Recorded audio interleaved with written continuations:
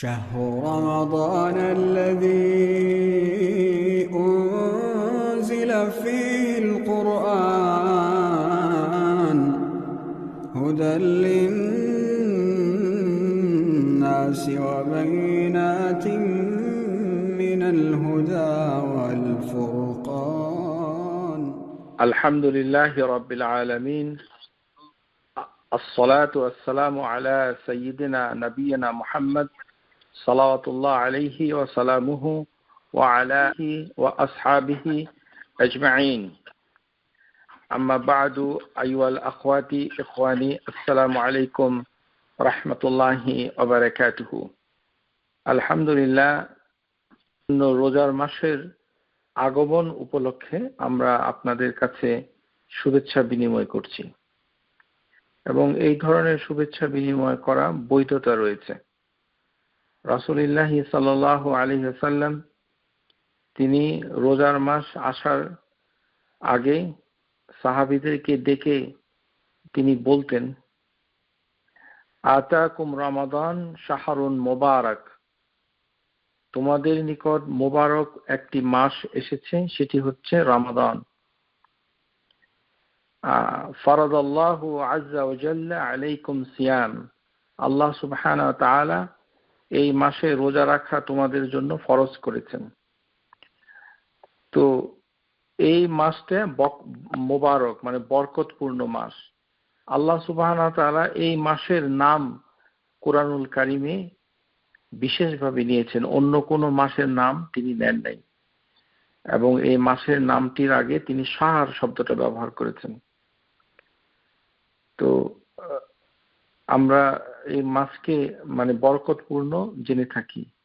যখন আমরা কাউকে বলি রমাদান মোবারক, তার মানে এটা পরোক্ষভাবে আমরা আমাদের যাকে শুভেচ্ছা জানানো হচ্ছে তার জন্য আমরা বরকত কামনা করি, যেন আল্লাহ সুবহানাহু ওয়া তাআলা তার তৌফিকে রোজা রমজানের মাসের বরকত দেন।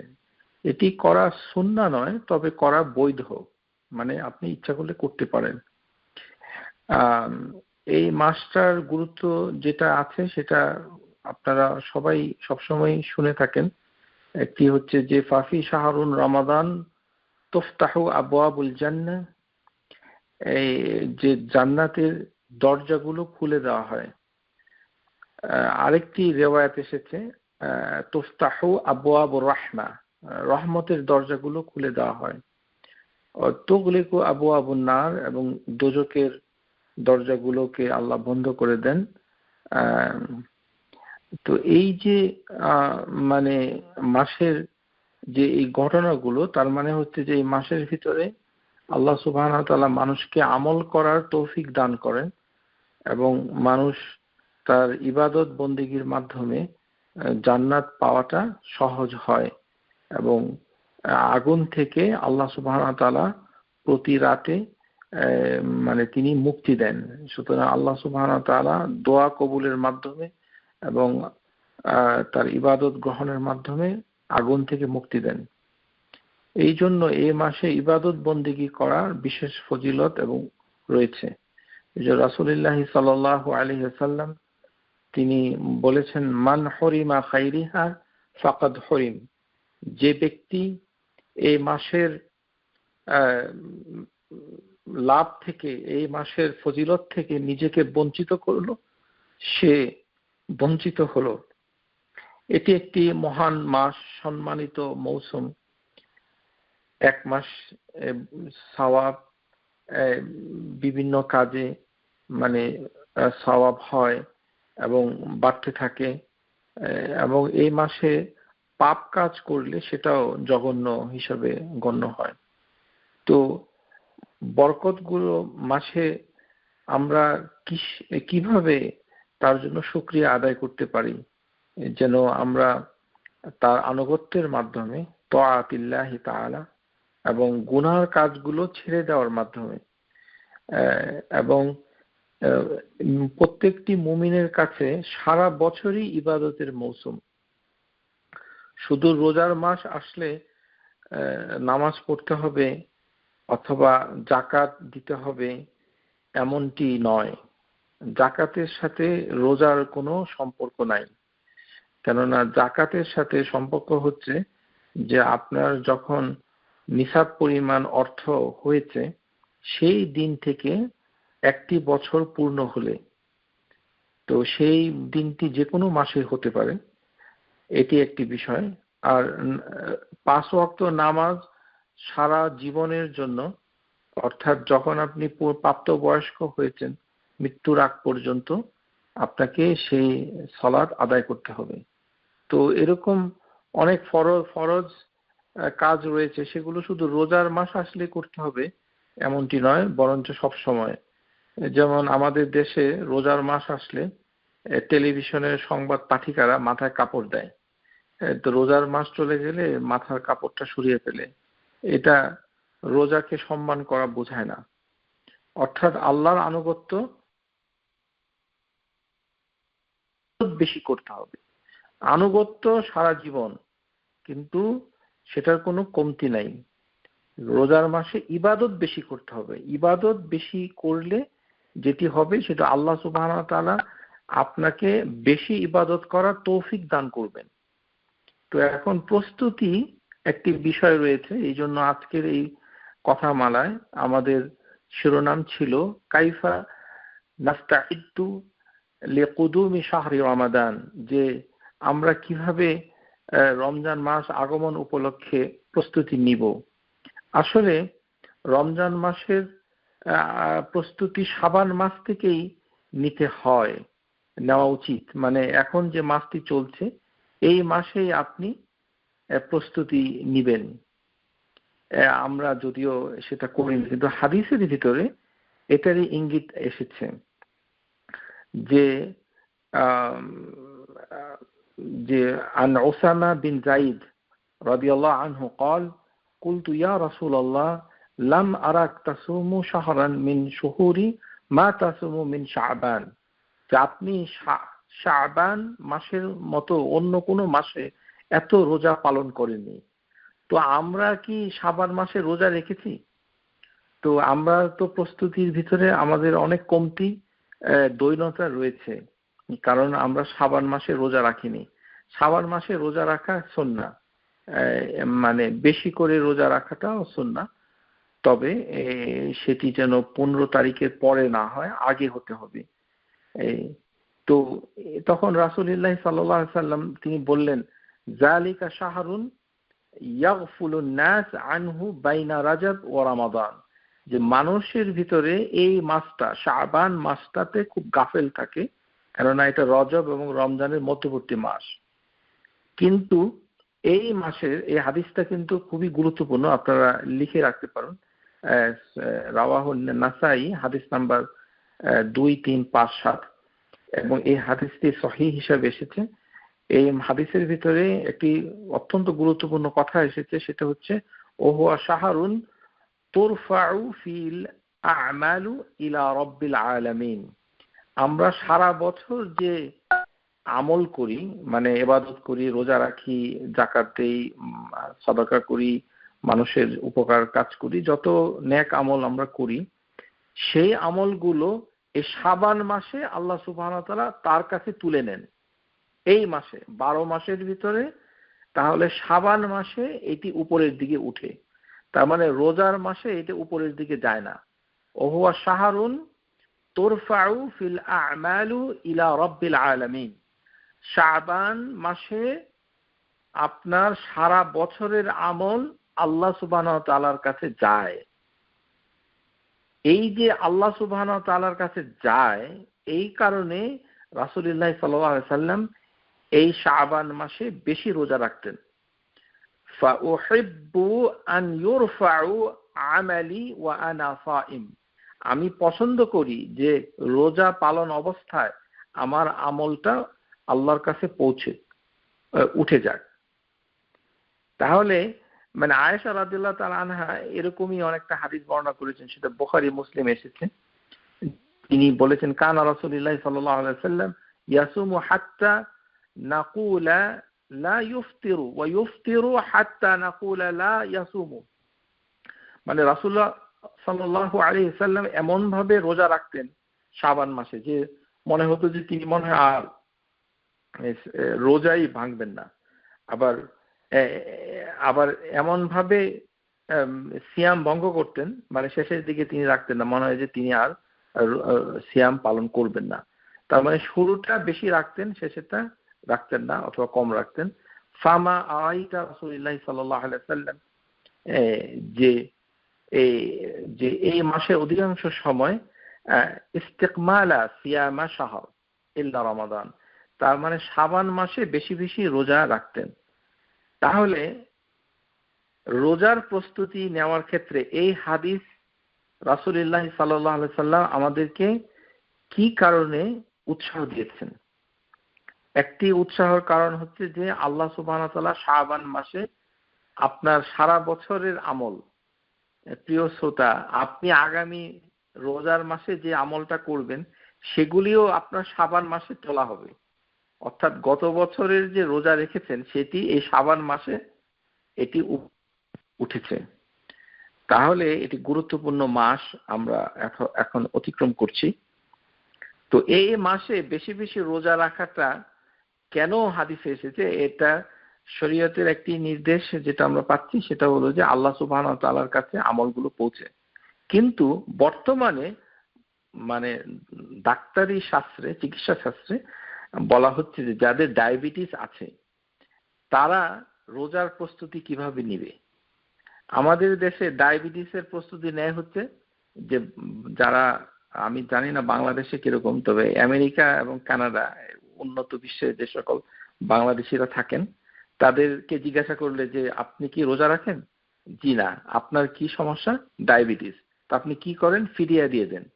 আপনার রোজা ফিদিয়াও হবে না আর কিছুই হবে না, আপনাকে কঠিন শাস্তি পেতে হবে।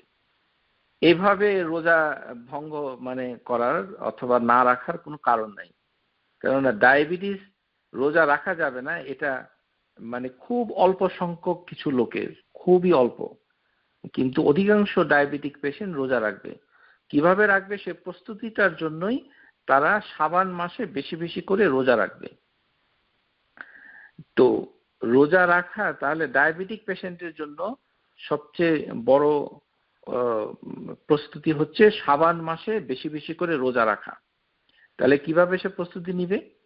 সে শাবান মাসে রোজা রাখবে, রেখে প্রতিদিন 4 বার রক্ত পরীক্ষা করবে। ঘুম থেকে উঠে একবার, তারপরে খাবারের 2 ঘন্টা পরে একবার, এভাবে মোট 4 বার, মানে পরে প্রত্যেকটি খাবারের পরে এবং আগে, এভাবে 4 বার সে রক্ত পরীক্ষা করবে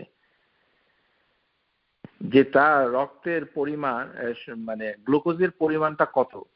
যদি 70 অথবা 3.9 মিলিমোল এর কম হয়ে যায়, অর্থাৎ 70-এর নিচে হয়ে যায়, তাহলে তাকে ওষুধটা একটু মানে কমাতে হবে। আর যদি দেখা যায় যে খাবারের 2 ঘন্টা পর, অর্থাৎ রোজা যখন শুরু হবে সকাল 8টা-10টার দিকে, যদি দেখা যায় যে তার 180 হয়ে গেছে গ্লুকোজের রিডিং, তাহলে ইনসুলিন বাড়াতে হবে। এভাবে সে একটি চার্ট করবে যে তারপরে হিমোগ্লোবিন A1C, তারপর মানে ডোজিংটা ঠিক আছে কিনা। কারণ যারা ইনসুলিন নিচ্ছে তারা হয়তো হাইপোগ্লাইসিমিয়া চলে যেতে পারেন রোজার মাসে। তো সেটা কিন্তু ওষুধের মাধ্যমে হাইপোগ্লাইসিমিয়া হচ্ছে। আপনি সেটাকে খাবার এবং ইনসুলিনের ডোজিং পরিবর্তন করে এটা অ্যাডজাস্ট করতে পারবেন।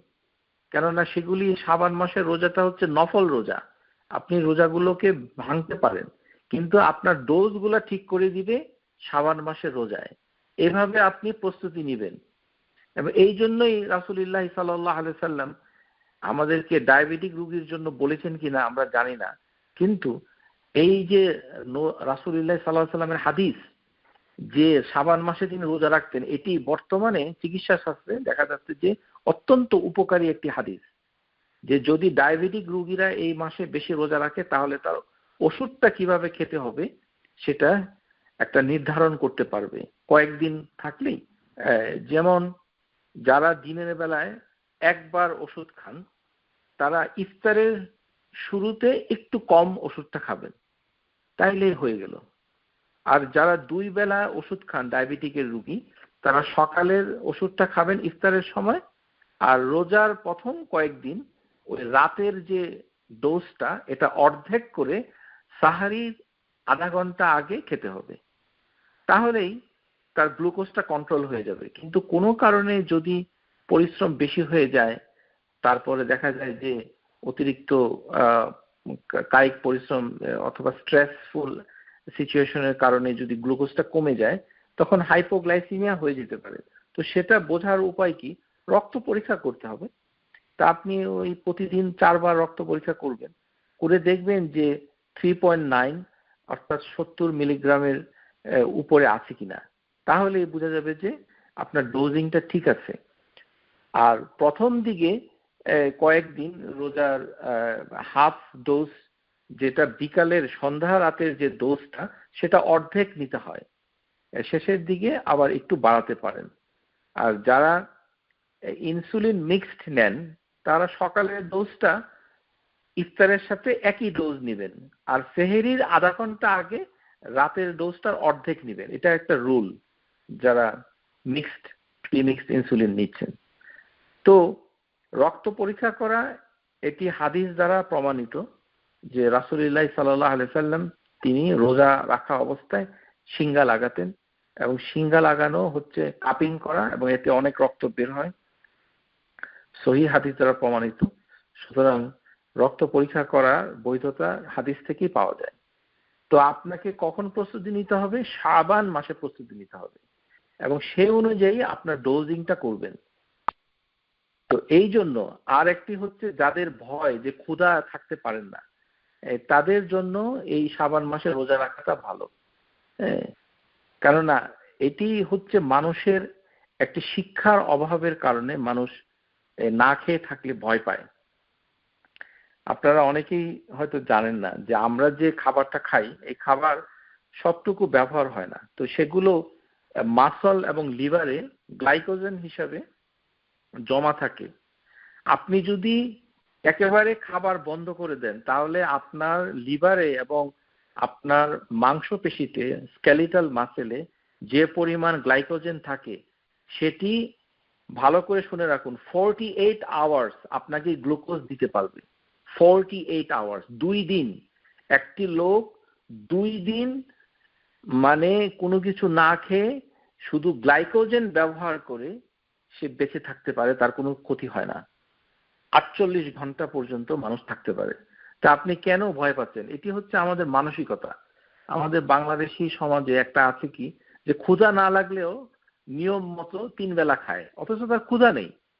আমরা উত্তর আমেরিকায় দেখেছি যে অনেকেই বিকালে কিছুক্ষণ আগে দাওয়াত খেয়ে এসেছে, রাতে আবার খায়। কেন খায়? বলে যে রাতের খাবারটা খাবো না। আপনার ক্ষুধা নাই কেন খাচ্ছেন? আপনি তো খাবারটা আপনার সঞ্চয় করেছেন শরীরের ভেতরে, সেটা তো ব্যবহার হয়নি। তো এটি একটি কুসংস্কার না জানার কারণে। আরেকটি হচ্ছে ক্ষুধায় আপনি মরে যাবেন। ক্ষুধায় কখনো মরবেন না। আমি তো বৈজ্ঞানিক একটি প্রমাণ আপনাকে দিলাম। গ্লাইকোজেন ফুরিয়ে গেলে তারপরে ফ্যাট যেখানে থাকে সে ফ্যাটগুলো ভাঙতে থাকে, তারপরে প্রোটিন ভাঙা শুরু করে, তারপরে আপনি বাঁচা মরার কাহিনী। তো সুতরাং আমরা একটা 24 ঘন্টার 14 থেকে 23 ঘন্টা পর্যন্ত রোজা রাখি সারা পৃথিবীতে যেখানেই হোক। তো এই সেটা মানে রাখা সম্ভব, শুধু নিয়ন্ত্রিত জীবনযাপন করতে হবে।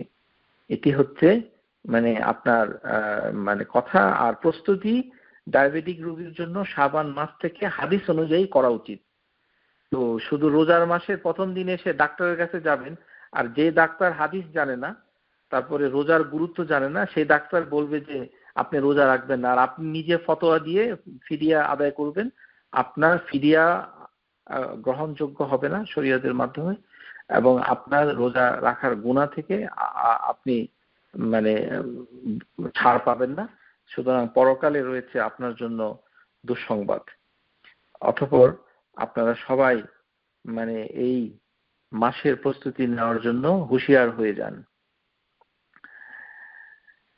আর যে সকল মানুষ রোজা রাখতে পারবে না সেটি হচ্ছে যে জেরিয়াট্রিক পেশেন্ট, মানে এখন বর্তমানে যে পরিস্থিতি, যদি কোনো মানুষ মানে করোনা ভাইরাসে আক্রান্ত হয়ে হসপিটালে ভেন্টিলেটরের মধ্যে চলে গেছে, অর্থাৎ লোকটি এখন আর মানে স্বাভাবিক অবস্থায় নাই, তাকে ভেন্টিলেশনে নিয়ে যাওয়া হয়েছে, কন্টিনিউয়াসলি তাকে অক্সিজেন দেওয়া হচ্ছে এবং তার কোনো হুঁশ নাই, কেননা তাকে সিডেশন করে ভেন্টিলেশন রাখা হয়, সেই ব্যক্তির উপরে কোনো ফিদিয়া নাই, সেই ব্যক্তির উপরে কোনো ফিদিয়া নেই। কারণ হচ্ছে সে তো অজ্ঞান অবস্থায় আছে, অসুস্থতার কারণে সে অজ্ঞান হয়েছে। আমরা সেটা জানি যে সহিহ হাদিসের ভিতরে এসেছে, রুফি আল কালাম, আল্লাহ কলম তুলে নেয় ওই ব্যক্তির উপর থেকে যে ব্যক্তি মানে ঘুমিয়ে আছে অথবা অজ্ঞান আছে অথবা স্বাভাবিক তার সেন্স নাই, তো তার উপরে শরীয়তের কোনো হুকুম নাই। সেটি হচ্ছে ওই দিনগুলো এভাবে চলে যাবে। যখন তার ভেন্টিলেটর থেকে বের হয়ে আসবে, হসপিটালে থাকবে, তখন সেই দিনগুলোকে অবশ্যই তাকে গণনা করে ফিদিয়া আদায় করতে হবে। তো ফিদিয়া বিষয়টি আমরা পরবর্তী ক্লাসে বিস্তারিত আলোচনা করব। তো একটি বিষয় হচ্ছে যে যাদের বয়স এত মানে বেশি হয়েছে, যেমন 80-90, এবং সেই সাথে তার রয়েছে অনেক ধরনের অসুখ, যারা 6 থেকে 7 ঘন্টা মিনিমাম, সর্বনিম্ন দিন আমেরিকাতে যে শীতকালে যে দিনটা থাকে সেই দিনের ভিতরেও সে না খেয়ে থাকতে পারে না, মানে অসুস্থ হয়ে যায়, এবং সেই ব্যক্তি বয়স্ক শায়খান কাবির, শায়খা কাবিরা, অতি বৃদ্ধা মহিলা, অতি বৃদ্ধ পুরুষ, এদের জন্য এসেছে ফিদিয়া। আরেকটি হচ্ছে গর্ভবতী মা, মানে হবলা, আরেকটি হচ্ছে মরদিয়া, অর্থাৎ ব্রেস্ট ফিডিং মাদার। এই 4 প্রকারের জন্য হচ্ছে ফিদিয়া। আর একটি রয়েছে যে এমন অসুখ যে অসুখের কোনো আরোগ্য নাই, যেমন ক্যান্সার, তিনি কেমোথেরাপি নিচ্ছেন এবং সেখান থেকে ফিরে আসার সম্ভাবনা একেবারেই নাই, HIV থেকে এইডস হয়েছে, এরকম মানে অসুস্থ অবস্থায় একেবারে আরোগ্য হওয়ার কোনো আশা নাই, তারা ফিদিয়া আদায় করবে। আর বাদ বাকি যে অসুখ রয়েছে সে অসুস্থতার ভিতরে দেখতে হবে যে সে দিনটা যদি ছোট হয় তাহলে যদি রোজা রাখতে পারে তাহলে এই মাসে রোজা রাখবে না, কিন্তু পরে যখন দিন ছোট হবে তখন সে রাখবে। ফামান কানা মারিদান আও আলা সাফারিন ফাইদ্দাতুম মিন আইয়ামিন উখর, যে অসুস্থ থাকলে পরবর্তী দিনগুলোতে সে রোজাগুলো আদায় করতে হবে। তাহলে ফিদিয়া ওইভাবে দেওয়া যাবে না গণহারে। যাদের হাইপোগ্লাইসিমিয়া এমন হয় যে ইনসুলিন ডিপেন্ডেন্ট ডায়াবেটিস, খুবই কমপ্লিকেটেড, সাথে হার্টের অসুখ রয়েছে, যাদের কিডনি সমস্যা রয়েছে, ডায়ালিসিসের পেশেন্ট অথবা কমপ্লিকেটেড ডায়াবেটিস যেটা কিছু অর্গানকে ড্যামেজ করেছে এবং সেখান থেকে ভালো হওয়ার সম্ভাবনা আর নাই, সে সকল ইনসুলিন ডিপেন্ডেন্ট ডায়াবেটিসের ক্ষেত্রে ফিদিয়া দিতেই হবে। এর কারণ হচ্ছে যে তার এই স্টেজ থেকে আর সে ফিরতে পারবে না। আশা করি বুঝতে পেরেছেন। তাহলে আমরা এখন আলোচনায় ফিরে আসব যে এই যে মানে মানে যে রমাজান মাসটা আসছে, তো এটার প্রস্তুতিটা কিরকম হওয়া দরকার এবং কিভাবে করতে পারি। তো একটি হচ্ছে যে যখন কোনো ভালো জিনিস আল্লাহ সুবহানাহু ওয়া তাআলা আপনাকে দেয় তখন আপনি আল্লাহ সুবহানাহু ওয়া তাআলার প্রতি ইস্তেগফার পড়বেন, আস্তাগফিরুল্লাহ, হ্যাঁ, আস্তাগফিরুল্লাহ আল্লাযী লা ইলাহা ইল্লা হুয়াল হাইয়ুল কাইয়্যুম ওয়া আতুবু ইলাইহি। যে সকল ইস্তেগফার গুলো সহিহ হাদিসে এসেছে সেই একনিষ্ঠভাবে তওবা করে, কেননা আল্লাহ সুবহানাহু ওয়া তাআলা দিনের বেলায় তার হাত প্রসারিত করে রাখেন যাতে করে যিনি পাপ করছেন তিনি তওবা করতে পারেন। রাতেও আল্লাহ সুবহানাহু ওয়া তাআলা তার হাত প্রসারিত করে রাখেন যেন দিনে যারা পাপ করতে পারে করে এবং তারা যেন তওবা করতে পারে। আল্লাহ সুবহানাহু ওয়া তাআলা বলছেন তওবা করার ভিতরে রয়েছে সফলতা। মানে আমরা গুনাহ করে নেব, এই জন্য গুনাহটাকে যদি আমরা খালি করতে পারি তাহলে রহমতটা আল্লাহ সুবহানাহু ওয়া তাআলা দিবেন। মানে যখন মানুষ মৃত্যু হয় তখন আমরা ইস্তেগফার করি কেন? ইস্তেগফার করি এই কারণেই যে ইস্তেগফার করলে তার গুনাহটা মাফ হয়ে যাবে, তখন রহমতটা আসবে। আল্লাহ সুবহানাহু ওয়া তাআলা হচ্ছেন বাদশার বাদশা। তো বর্তমানে দুনিয়াতে একটা মানুষকে যখন শাস্তি থেকে মওকুফ করা হয়, প্রথমে তাকে শাস্তি থেকে মওকুফ করা হয়, তারপরে তাকে বন্দী থেকে মুক্তি দেওয়া হয়। তো এই জন্য তওবা করে আল্লাহ সুবহানাহু ওয়া তাআলার দিকে ফিরে আসা, তাহলে আল্লাহ সুবহানাহু ওয়া তাআলা আপনাকে রহমত দিবেন, তারপরে আপনি রোজার ভিতরে আসতে পারবেন। আল্লাহ সুবহানাহু ওয়া তাআলা বলছেন, তুবু ইলাল্লাহি জামিআন আইয়ুহাল মুমিনুন লাআল্লাকুম তুফলিহুন, যে তোমরা যদি সবাই মিলে আল্লাহ সুবহানাহু ওয়া তাআলার কাছে একনিষ্ঠভাবে তওবা করো, তাহলে হে মুমিনগণ তোমরা মানে সফল হবে। তাহলে সফলতার সাথে রয়েছে তওবা। তাহলে আমরা এখন থেকেই নিয়মিত মানে বিভিন্ন গুনাহ যেগুলো পাপ কাজ ছিল আমরা করেছি ইচ্ছা অনিচ্ছায়, সেগুলো থেকে তওবা করে আল্লাহ সুবহানাহু ওয়া তাআলার দিকে আশা করব যে তিনি যেন আমাদেরকে মানে এই রমজান মাসের ফজিলতকে পাওয়ার তৌফিক দান করেন। তো নবী সাল্লাল্লাহু আলাইহি ওয়াসাল্লাম তিনি দেখিয়েছেন যে ইস্তেগফার করাটা এটি একটি মর্যাদার বিষয়। মানে ইস্তেগফার করার মানে এই না যে আপনি খুব গুনাহ করেছেন এই কারণে ইস্তেগফার বেশি বেশি করবেন। এটা আমরা আলোচনা করেছি। আল্লাহ সুবহানাহু ওয়া তাআলা ইস্তেগফার করাটাকে খুব পছন্দ করেন। রাসূলুল্লাহ সাল্লাল্লাহু আলাইহি সাল্লাম তিনি বলেছেন, ইয়া আইয়ুহান নাস তুবু ইলাল্লাহ, হে মানুষ সকল তোমরা আল্লাহর কাছে তওবা করো। ফা ইন্নী আতুবু ফিল ইয়াউমি ইলাইহি মিয়াতে মাররা, আমি আল্লাহ সুবহানাহু ওয়া তাআলার কাছে তওবা ইস্তেগফার করি দিনের বেলা কমপক্ষে 100 বার। তো 100 বার তিনি আস্তাগফিরুল্লাহ আল্লাযী লা ইলাহা ইল্লা হুয়াল হাইয়ুল কাইয়্যুম ওয়া আতুবু ইলাইহি অথবা আস্তাগফিরুল্লাহ এটি পড়ছেন। তাহলে এটি কত বড় একটি দোয়া আপনি করছেন। তো এটি হচ্ছে প্রথম প্রস্তুতি। এখন থেকে আস্তাগফিরুল্লাহ আর মনে মনে অনুতপ্ত হওয়া এবং গুনার কাজ থেকে বিরত থাকা, যে সকল শরীয়ত বিরোধী কাজ রয়েছে সেগুলো থেকে আপনি এখনই প্রতিজ্ঞা করবেন যে আমি বিরত থাকব, এবং দ্রুত আল্লাহ সুবহানাহু ওয়া তাআলার ক্ষমার দিকে আসতে হবে।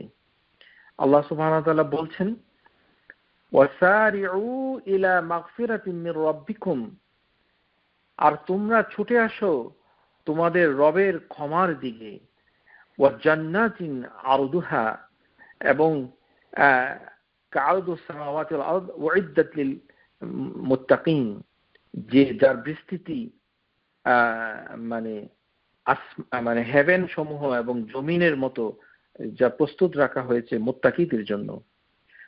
তো আল্লাহ সুবহানাহু ওয়া তাআলা আমাদেরকে সৃষ্টি করার পর আমাদের ইচ্ছা অনিচ্ছার প্রবৃত্তি এবং নিজের ডিজায়ার এবং এই যে কামনা বাসনাতে আমরা অনেক কিছু করে ফেলি, সেই অশ্লীল কাজগুলো যখন আমরা করি সেটি নিজের উপরে আমরা জুলুম করে ফেলি। তো সেই জুলুমগুলোর কথা যখনই আপনি করছেন এবং রমজান উপলক্ষে আপনি আল্লাহকে স্মরণ করবেন, এবং রমজান আসার আগেই আপনি আপনার পাপের জন্য ক্ষমা প্রার্থনা করুন একাকী। আর আল্লাহ ছাড়া আপনার পাপ ক্ষমা করার কে আছে? ওয়াল্লাযীনা ইযা ফাআলু ফাহিশাতান আও যালামু আনফুসাহুম যাকারুল্লাহ, যারা অশ্লীল কাজ করে ফেলেছে, নিজেদের প্রতি জুলুম করেছে, আল্লাহকে স্মরণ করেছে, ফাস্তাগফিরু, তারা নিজের পাপের কাজের জন্য আল্লাহর কাছে ক্ষমা প্রার্থনা করেছে, যুনুবিহিম ওয়া মান ইয়াগফিরুয যুনুব ইলাল্লাহ, আর আল্লাহ ছাড়া তার পাপকে ক্ষমা করবে। ওয়ালাম ইউসিরু আলা মা ফাআলু ওয়া হুম ইয়ামালুন, জেনে তারা যা করে ফেলে জেনে বুঝে তারা তা উপর্যুপরি করতে থাকে না। এবং আল্লাহ সুবহানাহু ওয়া তাআলা বলছেন যে জেনে বুঝে আর সে করবে না, এইভাবে সে তওবা করবে। ওমাই ইয়ামাল সুআন আও ইয়াযলিমু নাফসাহু সুম্মা আস্তাগফিরুল্লাহ ইয়াজিদুল্লাহ গফুরান রাহিমা। আর কেউ যখন মন্দ কাজ করে, নিজের প্রতি জুলুম করে, তারপর আল্লাহর কাছে ক্ষমা প্রার্থনা করে, আল্লাহ সে ক্ষমাশীল, পরম দয়ালু। তাহলে এই আমাদের কর্তব্য হচ্ছে রোজার আগে আমাদের আত্মসমালোচনা করা, তওবা ইস্তেগফারের মাধ্যমে রমজান মাসকে স্বাগত জানানো। যারা আলিম, জ্ঞানী ব্যক্তি, তারা একটি কথা বলেন যে ফালকাইসু মিন দুনা নাফসাহু ওয়া আমালি লাম্মা বা'দাল মাউতি ওয়াল আজিজ মিন আতবা'i নাফসিহি হাওয়াউহা ওয়া তামান্না আলাল্লাহিল আমানি। বুদ্ধিমান সেই ব্যক্তি যে নিজের সমালোচনা করে এবং মৃত্যুর পরে জন্য আমল করে। আর আল আজুজ, অক্ষম হচ্ছে সেই ব্যক্তি যে নিজের কুপ্রবৃত্তির অনুসরণ করে এবং আল্লাহর কাছে অনেক আশা করে। তো আমাদেরকে সিদ্ধান্ত নিতে হবে, আমরা কি বুদ্ধিমান, আল কাইসু, অথবা আল আজুজ। বুদ্ধিমান হচ্ছে সমালোচনা করবে, নিজের সমালোচনা, এবং মৃত্যুর পরে কি হবে সেটা নিয়ে সে আমল করে। ও আমালু লাম্মা বাদাল মাউত। আর অক্ষম মানে সে বুদ্ধিহীন সেটা বলা হচ্ছে না, সেও বুদ্ধিমান কিন্তু সে অক্ষম, ডিসেবল। কারণ হচ্ছে সে নিজের কুপ্রবৃত্তির অনুসরণ করে, গুনাহ করছে এবং সেই সাথে আল্লাহর কাছে অনেক আশা করে। যেমন দেখা গেছে নিজে গুনাহ করছে, ইবাদতের কোনো উৎসাহ উদ্দীপনা নাই, করেও না, আর করোনা ভাইরাস থেকে বাঁচার খুব আশা করছে যে আমার জন্য দোয়া করেন, আমি যেন ভালো থাকি, করোনা আমাকে ধরবে না। উনি কিন্তু নামাজও পড়ে না ঠিক মতো, এবং তাওহীদ ঠিক নাই, বিশ্বাস করে না। তারপরে আল্লাহ সুবহানাহু ওয়া তাআলার যে অনেক ফরজ কাজগুলো সেগুলো একটাও আদায় করে না, হজ করে নাই দীর্ঘদিন ধরে, বা নিউ ইয়র্ক আর ঢাকায় বারবার আসা যাওয়া করে, বিমানের ভাড়া দিচ্ছে, কিন্তু হজের খবর নাই, ওমরার খবর নাই, এই ধরনের নানান ইবাদতের কোনো খবর নাই। তিনি নিজের একটি বুদ্ধিমত্তার অনুসরণ করছেন।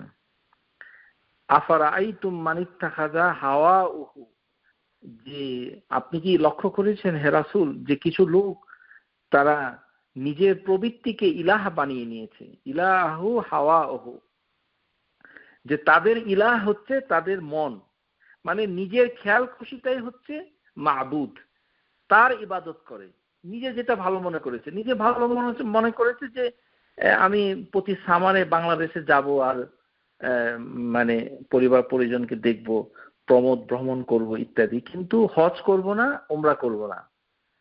তারপরে আমেরিকাতে আসছি, প্রচন্ড কাজ করব, জুমার নামাজ পড়বো না, ৫ ওয়াক্ত নামাজ পড়বো না, মাঝে মাঝে ঈদের নামাজ পড়বো, আর রোজার মাস আসলে এই খালি নামাজ পড়বো, আর বাকি 11 মাস কিছু করব না। তো এগুলি হচ্ছে নিজের কুপ্রবৃত্তির অনুসরণ। তো সেগুলো থেকে বের হয়ে আসতে হবে। আর কুপ্রবৃত্তির অনুসরণ করবে আর আল্লাহর কাছে অনেক আশা করবে যে আল্লাহ তাকে ছেলে সন্তান দিবে, মেয়ে সন্তান দিবে, একটি বাড়ি দিবে, সুন্দরী একটি বউ দিবে, তারপরে ছেলেরা মেয়েরা তার ওয়াইফ তার কথা শুনবে, এবং তার কোনো হার্ট অ্যাটাক হবে না, ডায়াবেটিস হবে না, সুস্থ থাকবে, আর বেশি বেশি সিনেমা দেখবে, বেশি বেশি গান শুনবে, আর আনন্দ করবে, আর ঢাকা বাংলাদেশ ঘুরে বেড়াবে, এগুলো আশা করে। এরা হচ্ছে মানে আল আজুজ, অক্ষম। তো আমাদের রমজান মাস হচ্ছে অর্জন করা, লাভ করার মাস। বুদ্ধিমান ব্যবসায়ী বেশি লাভ করার জন্য মৌসুমগুলিকে যেভাবে কাজে লাগায়, আপনারা এ মাসে বেশি বেশি ইবাদত করুন, বেশি বেশি নামাজ আদায় করুন, কোরআন থেকে তিলাওয়াত করুন, মানুষকে ক্ষমা করে দিন, অন্যের প্রতি ইহসান করুন, দরিদ্রকে দান করুন, ইত্যাদি কাজে সুযোগের মানে কাজগুলো করতে থাকুন। নেক কাজ পালন করার ক্ষেত্রে যে সকল ঘাটতি রয়েছে সেগুলোর আত্মসমালোচনা করুন। কিন্তু আত্মসমালোচনার মানে এই নয় যে আপনি গুনার কাজগুলো মানুষকে বলে বেড়াবেন, এটা একটা সমস্যা। আত্মসমালোচনা মানে হচ্ছে মনে মনে নিজে নিজে নিজেকে বলবেন, আবার আপনার ওয়াইফকে ডেকে বলবেন না, ও আমি তো নামাজ পড়ি না, এটা কোনো গৌরবের কিছু না। নামাজ পড়েন এটা বলেন কেন? যেমন কিছু মহিলা আছে, আমি তো পর্দা করি না। হ্যাঁ, তা আপনি পর্দা করেন না, এটা কি খুব ভালো কাজ? এটি আপনি কেন বলছেন? এই গুনার কাজ মানুষকে বলতে নাই। ইন্নাল্লাহ লা ইউহিব্বু, আল্লাহ সুবহানাহু ওয়া তাআলা পছন্দ করেন না মন্দ কাজের প্রসার। মন্দ কাজগুলো প্রচার করা আল্লাহ সুবহানাহু ওয়া তাআলা পছন্দ করেন না। আপনি এটা কেন বলেন? এটা বলবেন না। আপনি কত বছর নামাজ পড়েন না সেটা আপনার ব্যাপার, বলবেন না। মনের ভিতরে রাখুন, নিজে নিজে প্রতিজ্ঞা করুন যে এই রমজান মাসে আমার পরিবর্তন হবে ইনশাআল্লাহ। আমি আর চেঞ্জ হব না। এখন আল্লাহ সুবহানাহু ওয়া তাআলার আনুগত্যের প্রতি নিজেকে সমর্পণ করব। জামাতে নামাজ, বাড়িতে বসে জামাত আদায় করা, তারপরে যে সকল জিকির গুলো আছে সেগুলোকে শেখা, মুখস্থ করা, পরস্পরের উপরে ধৈর্যের পরামর্শ দেওয়া, ভালো কাজ এবং তকদিরের উপরে ধৈর্য ধারণ করার উপদেশ দেওয়া। তকদির, তারপরে যে সকল ছোট বড় পাপ কাজ আছে সেগুলো থেকে নিজেকে ফিরিয়ে আনা, যে সকল জিনিসের প্রতি নজর দেওয়া পাপ, দৃষ্টি দেওয়া পাপ, সেগুলো থেকে নিজেকে সরিয়ে ফেলা। মিউজিক, গান শোনার মাধ্যমে যে শ্রুতির যে পাপ থাকে সেটা থেকে ফিরিয়ে আসা। আল্লাহ সুবহানাহু ওয়া তাআলা যাতে সন্তুষ্ট হন না সেগুলো থেকে আপনি বিরত থাকা, ইত্যাদি ভাবে বিভিন্ন পাপ কাজ থেকে আপনি ফিরে আসবেন। এবং সেটি হচ্ছে 1 নাম্বার একনিষ্ঠভাবে তওবা করার বিষয়। তারপর যে জিনিসটি এসেছে সেটি হচ্ছে যে তুহাক্কিকু শাহাদাতাইন, যে আমরা যে লা ইলাহা ইল্লাল্লাহ, একটি শাহাদা, যে দুনিয়াতে আরো অনেক মাবুদ ইবাদতযোগ্য সত্তা রয়েছে, কিন্তু আল্লাহ সুবহানাহু ওয়া তাআলা হচ্ছেন প্রকৃত সত্য সত্তা, ইলাহ, মাবুদ, ইলাহুন হাক্কুন। তাহলে এটি একটি সাক্ষ্য। আরেকটি সাক্ষ্য হচ্ছে আন্না মুহাম্মাদান রাসূলুল্লাহ ওয়া আবদুহু ওয়া রাসূলুহু, যে মুহাম্মদ সাল্লাল্লাহু আলাইহি সাল্লাম তিনি হচ্ছেন আল্লাহর একজন প্রেরিত রাসূল এবং তার উপরে শরীয়ত এসেছে যেটা আমি অনুসরণ করছি। তাহলে এই দুইটি সাক্ষ্য বাস্তবায়ন করবেন কিভাবে এতে জানতে হবে। শুধু লা ইলাহা ইল্লাল্লাহ আর ওয়া আশহাদু আন্না মুহাম্মাদার রাসূলুল্লাহ মুখে বলে দিলেন, কিন্তু এটা বাস্তবায়ন করবেন কিভাবে, সে বাস্তবায়নের ক্ষেত্রে কি করা উচিত সেটা আপনাকে রোজার প্রস্তুতির ভিতরে চলে আসে। স্কলাররা তাই বলেছেন। একটি হচ্ছে যে এই যে রাসূলুল্লাহ সাল্লাল্লাহু আলাইহি সাল্লাম তিনি যে ইবাদত দেখিয়েছেন সেই ইবাদতের পদ্ধতি এবং প্রক্রিয়ার ভিতরে নিজেকে সীমিত রাখা, বিদআত থেকে দ্বীনের ক্ষেত্রে নতুন কিছু করা থেকে দূরে থাকা,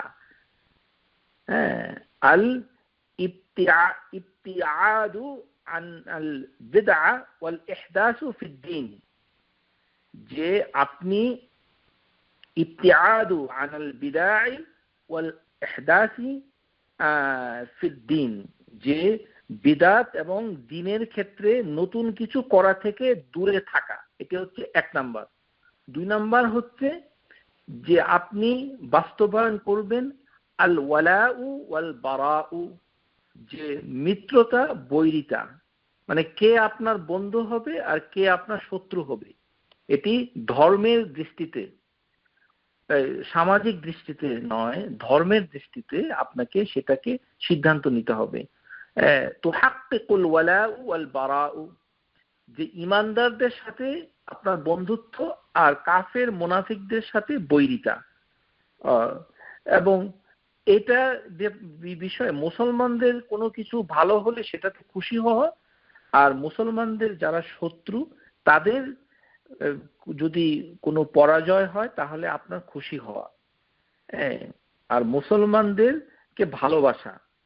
তো এটা হচ্ছে আল ওয়ালাউ ওয়াল বারাউ, এটা আপনাকে বাস্তবায়ন করতে হবে আপনার অ্যাটিটিউডের মাধ্যমে আপনার মানে আপনার মনের মানসিকতায় সেটাকে নিয়ন্ত্রণ করতে হবে। তৃতীয় নাম্বার হচ্ছে নুক্তাদি বিন নবী সাল্লাল্লাহু আলাইহি ওয়াসাল্লাম ওয়া আসহাবি, নবী সাল্লাল্লাহু আলাইহি ওয়াসাল্লাম এবং তার সাহাবীদেরকে অনুসরণ করার মাধ্যমে, আর সুন্নত এবং পরবর্তী খুলাফায়ে রাশিদিনের সুন্নতকে অনুসরণ করার মাধ্যমে। তারপরে পঞ্চম হচ্ছে যে সুন্নতকে ভালোবাসা, তার সুন্নতকে আঁকড়ে ধরা, নুহিব্বা ও নুহিব্বু মিন ইমসাক বিহা, যে সুন্নতকে আঁকড়ে ধরতে হবে। সুন্নতের পক্ষে কথা বললে, যারা সুন্নতের পক্ষে কথা বলে তাদের কোনো দেশ, বর্ণ, নাগরিকত্ব যেখানেই হোক না কেন তাদেরকে আমাদের ভালোবাসতে হবে, এটা করতে হবে। নুহিব্বু মান ইয়াতামাসসাক বিহা ওয়া ইয়াদাফা আনহা ফি আইয়ি আরদি ওয়া বিআইয়ি লাউনি ও জিনসিয়া খান। পৃথিবীর যে দেশে লোক হোক না কেন, যে রঙের, যে বর্ণের, যে নাগরিকই হোক না কেন, তারা যদি সুন্নতকে আঁকড়ে ধরে তাদেরকে ভালোবাসতে হবে। এটি হচ্ছে শাহাদাতের বাস্তবায়নের সর্বশেষ ষষ্ঠ নাম্বার মানে পয়েন্ট। আমরা কি দেখতে পাই যে আমরা যারা সুন্নতকে আঁকড়ে ধরেছে, যারা তাদেরকে আপনারা ভালোবাসেন না, ভালোবাসেন খালি বাংলাদেশির দেশপ্রেমে উজ্জীবিত হয়ে সুন্নতকে অপছন্দ করছেন, ধর্মীয় কর্মকাণ্ডকে দেশের সীমানায় সীমাবদ্ধ করে রেখেছেন। এটি তোহাক্কিকুল শাহাদাতাইনের মানে বিরুদ্ধচারণ করা হয়।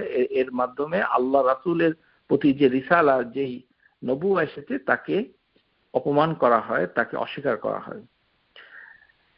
তারপরে যে জিনিসটা করতে হবে সেটি হচ্ছে ফরজ আমলগুলো পালন করার ক্ষেত্রে তাকসিরু ফিল ওয়াজিবাত, যে ফরজ আমলগুলো হচ্ছে প্রথম। যারা একেবারেই প্রিলিমিনারি স্টেজে আছে, আসলে আমরা সবাই তো প্রিলিমিনারি, তো আমাদের যেটা করতে হবে যে এই রোজার মাসে যেগুলো ফরজ সেগুলো যেন আমরা ঠিক মতো করি, নফল যেগুলো সুন্নাহ সেগুলি পরে ফরজ। তাহলে ফরজের ভিতরে কি আছে? যে ইবাদতগুলোর ভিতরে হচ্ছে আসসালা, নামাজগুলো সঠিক সময়ে পড়া, নামাজগুলো সঠিক সময়ে পড়া, আউয়ালু ওয়াক্তিহা, জামাতের সাথে পড়া। তারপরে রাসূলুল্লাহ সাল্লাল্লাহু আলাইহি ওয়াসাল্লাম যেভাবে নামাজ পড়েছেন সেভাবে নামাজ শিক্ষা গ্রহণ করা। তো রাসূলুল্লাহ সাল্লাল্লাহু আলাইহি ওয়াসাল্লাম কিভাবে নামাজ করেছেন সেটা তো বাংলাদেশে জন্মগ্রহণ করলে জানা যাবে এমন কথা কোনো কিতাব সুন্নাতে লেখা নাই, যে আমাদের দেশে জন্ম নিলেই আমরা জেনে যাব যে কিভাবে আল্লাহ রাসূল সাল্লাল্লাহু আলাইহি ওয়াসাল্লাম নামাজ পড়েছেন। কিভাবে আল্লাহ রাসূল সাল্লাল্লাহু আলাইহি ওয়াসাল্লাম নামাজ পড়েছেন সেটি সহিহ কিতাবগুলোতে লেখা আছে, সেখান থেকে শিখতে হবে। তারপরে হচ্ছে রোজাগুলো কিভাবে সঠিকভাবে রাখা যায় সেইগুলো, ফরজগুলো সঠিকভাবে করতে হবে। তারপরে যাকাত যদি পাওনা থাকে সেই জাকাতগুলো বকেয়া আদায় করতে হবে। যদি আপনার জাকাত আরো 3 মাস পরে ডিউ হয় তাহলে ইচ্ছা করলে রোজার মাসেও আপনি ইচ্ছা করলে দিয়ে দিতে পারেন, কেননা অ্যাডভান্স জাকাত দেওয়ার হাদিস রয়েছে। যেহেতু এখন কর্মসংস্থানের খুব দুর্গতি হচ্ছে দেশে এবং অর্থের খুব মানে অভাব রয়েছে, মানুষ খুব বিপদে আছে, সুতরাং আপনি আপনার জাকাত যে মাসেই হোক না কেন আপনি অগ্রিম সেটা দিয়ে দিতে পারেন। তো ফরজগুলো সেগুলো আপনাকে প্রথমে আদায় করতে হবে, মিথ্যা কথা বাদ দিতে হবে। তারপরে মানে যে যেমন মেয়েদের জন্য পর্দা করতে হবে, তারপরে অন্যের বদনাম করা যাবে না ইত্যাদি। আপনারা সবাই জানেন যে ফরজ যেগুলো আল্লাহ সুবহানাহু ওয়া তাআলা বৈধ করেছেন সেই আমলগুলো করার ক্ষেত্রে আপনাকে মানে একনিষ্ঠ হতে হবে। তারপরে আমাদেরকে যেটা করতে হবে সেটি হচ্ছে বিশেষভাবে দোয়া করা। এখন থেকেই যদিও অনেক সালাফ মানে সহিহ হাদিসে সেটা নাই, তবে কিছু সালফে সালিহিন অর্থাৎ সাহাবী রাদিয়াল্লাহুল আজমাইন তাদের সমসাময়িক প্রজন্ম, তার পরবর্তী প্রজন্ম এবং তার পরবর্তী প্রজন্ম, সাহাবীদের ছেলে মেয়েরা এবং তাদের ছেলে মেয়েরা, এই যে তিনটি প্রজন্ম, সেখানে কিছু কিছু সালেহিন ব্যক্তি তারা 6 মাস ধরে দোয়া করতো আল্লাহর কাছে যে হে আল্লাহ আমাদেরকে রমজান পর্যন্ত পৌঁছে দিন। আর রোজার মাস রোজা রাখার পর 5 মাস দোয়া করতেন যে আল্লাহ আমাদের আমলগুলোকে যেন তিনি কবুল করেন, আমলগুলোকে কবুল করেন। কথাগুলো মনোযোগ দিয়ে শুনবেন, আমলগুলো কবুল করেন। আমাদের দেশে একটা প্রচলিত আছে আল্লাহ আপনাকে কবুল করেন, এটার অর্থ আমি নিজেও জানি না। আমাদের কিছু মানে কথাবার্তা আছে, এটা সুফিদের থেকে এসেছে, এটার কোনো অর্থ মানে কোরআন হাদিসে যে আমরা আল্লাহকে পেয়েছি, এই আরেকটি আছে সেটা, এগুলো কোনো শরীয়তের কোনো কথা নয়। আল্লাহর অনুগ্রহ পেয়েছি, আল্লাহর রহমত পেয়েছি, আল্লাহর আনুকূল্য পেয়েছি, সেভাবে বলতে হবে। আল্লাহকে পেয়েছি মানে কি? তেমনি আপনাকে কবুল করেন, আমাকে কবুল করেন, আমাকে কবুল করেন, আপনাকে কবুল করেন অর্থ কি? আমার আমলগুলোকে কবুল করেন, আমার ইবাদতগুলোকে কবুল করেন, আমার নেক সৎকর্মগুলোকে আল্লাহ কবুল করেন ইত্যাদি। এইভাবে দোয়া করতে হবে এবং এইভাবে দোয়া করতেন। তার মানে আমরা বাকি দিনগুলো ফরজ নামাজ এবং সকাল সন্ধ্যায় আল্লাহর কাছে দোয়া করব।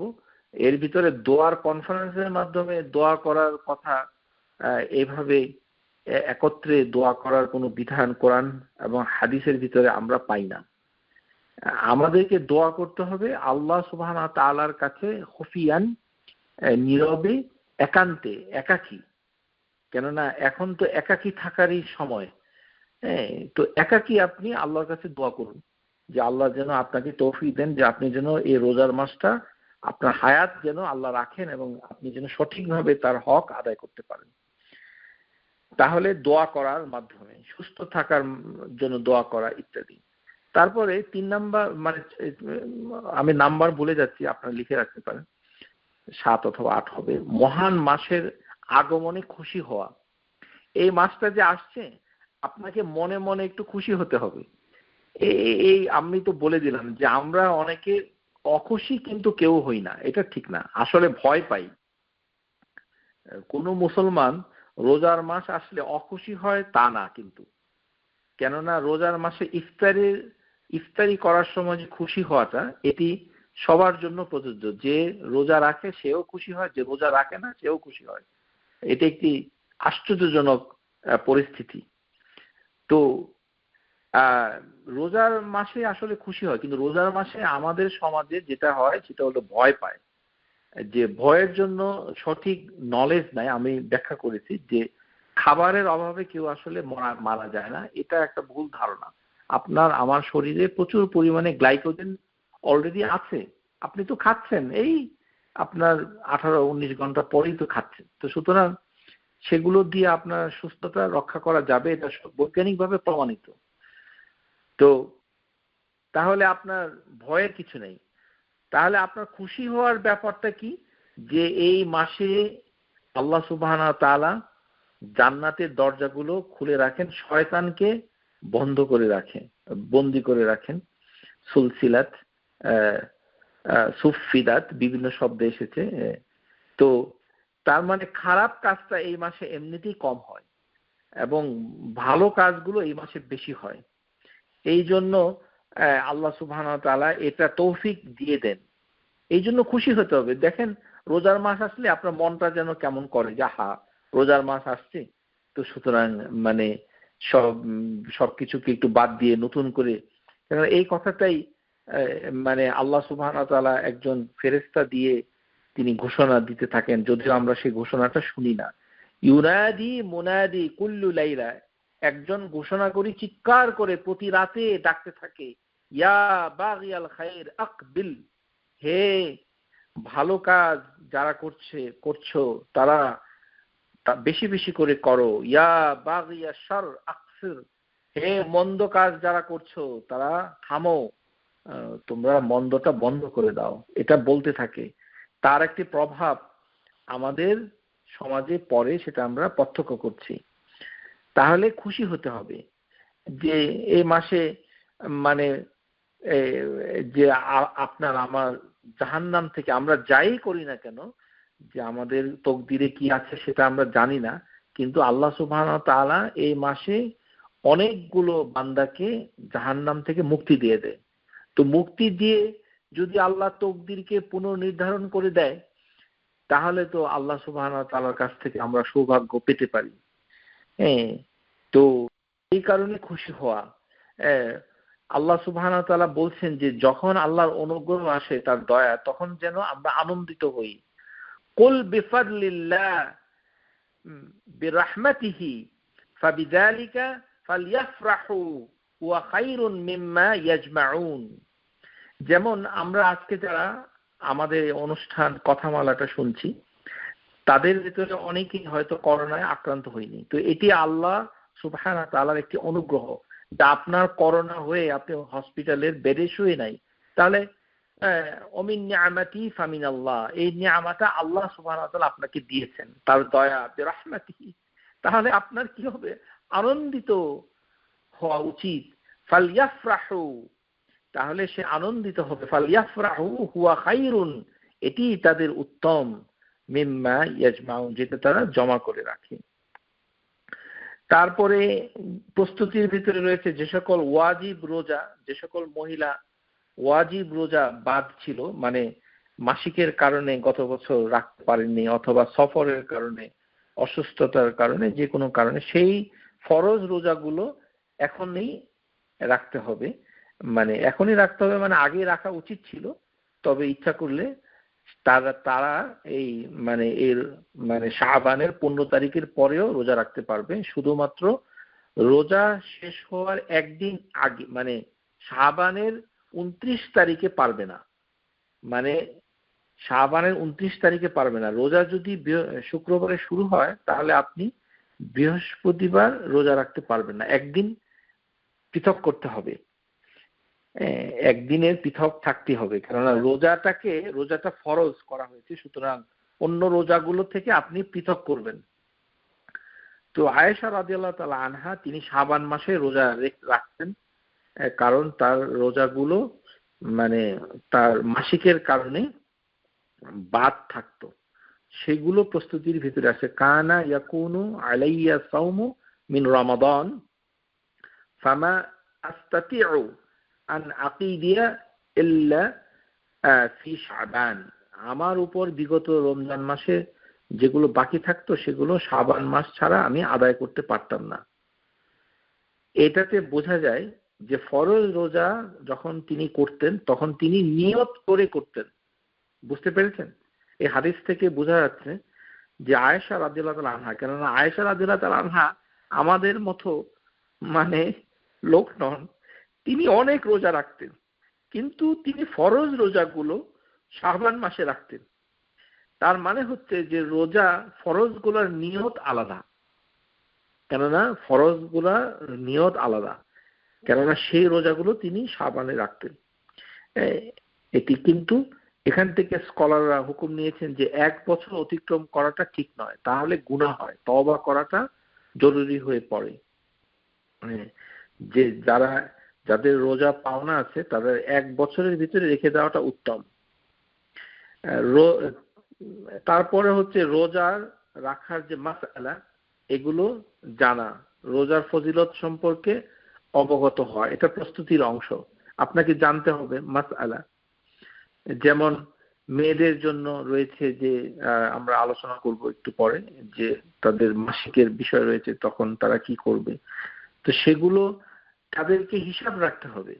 নিজের মাসিকের যে বিষয়গুলো রয়েছে, মাসিকের রক্তটা, তার রং কিরকম, শরীরে অন্য কোনো উপসর্গ আছে কিনা, সেগুলো রোজার আগেই বিভিন্ন সময়ে হিসাব রাখতে হবে, যে কতদিন পর পর তার এটা হয়, কতদিন থাকে ইত্যাদি। রোজার মাস শুরু হয়ে গেলে তারা মাসিকের জিজ্ঞাসা করেন যে, এবং প্রশ্ন করলে বলেন আমি জানি না। আপনাকে মনে রাখতে হবে, রোজা এবং নামাজ এটি হচ্ছে ইসলামের স্তম্ভ। ইসলামের স্তম্ভ। আপনি যদি নিজেকে মুসলিমা মনে করেন, তাহলে আপনাকে মাসিক সম্পর্কে পরিপূর্ণ জ্ঞান অর্জন করা ওয়াজিব। এটি কোনো ডিপ কোনো জ্ঞান না, এটা স্কলার না। আপনি কবরে যেতে পারবেন না যতক্ষণ না পর্যন্ত আপনি নিজের মাসিকের সমস্ত মাসালা ভালোভাবে না জানবেন। কারণ কি? কারণ হচ্ছে এই মাসিকের কারণে আপনি নামাজ পড়তে পারছেন না, রোজা রাখতে পারছেন না।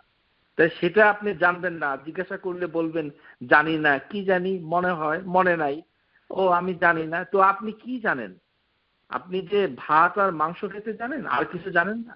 আমেরিকায় আসতে জানেন, আকাশ দেখতে জানেন, বৃষ্টি দেখতে ভালোবাসেন, পাখি দেখতে পছন্দ করেন, কিন্তু নিজের মাসিকের খবর জানেন না। আপনি হতভাগী। সুতরাং আপনাকে মাসআলা জানতে হবে। যেই কাজগুলো মুসলমানের ইবাদতে প্রতিবন্ধকতা সৃষ্টি করে সেগুলোকে দ্রুত সমাপ্ত করার চেষ্টা করতে হবে।